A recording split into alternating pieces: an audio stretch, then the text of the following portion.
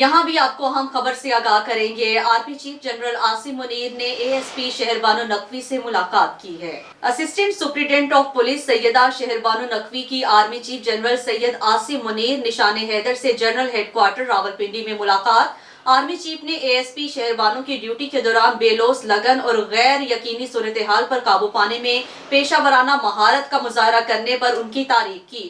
نڈر officer شہر بانو نقوی نے 26 فروری 2024 کو لاہور کے اچرا بازار کے مشتعل ہجوم سے ایک خاتون کو بحفاظت نکالا۔ Army chief general Asim Munir کا کہنا تھا، پاکستانی خواتین زندگی کے تمام شعبوں میں اہم کردار ادا کر رہی ہیں۔ آزادی کے بعد سے پاکستانی خواتین نے اپنی قابلیت، استقامت اور عزم کی وجہ سے اندرون اور بیرون ملک خود کو ممتاز کیا ہے۔ آرمی چیف نے اس بات پر بھی روشنی ڈالی کہ خواتین پاکستانی معاشرے کا ایک انمول حصہ ہیں اور ان کا احترام ہمارے مذہب کے ساتھ ساتھ ہماری معاشرتی اقتدار میں بھی شامل ہے۔ آرمی چیف نے سماجی ہم آہنگی کی اہمیت اور عدم برداشت کو روکنے کے لیے ملک گیر اتفاق رائے کی ضرورت پر بھی زور دیا۔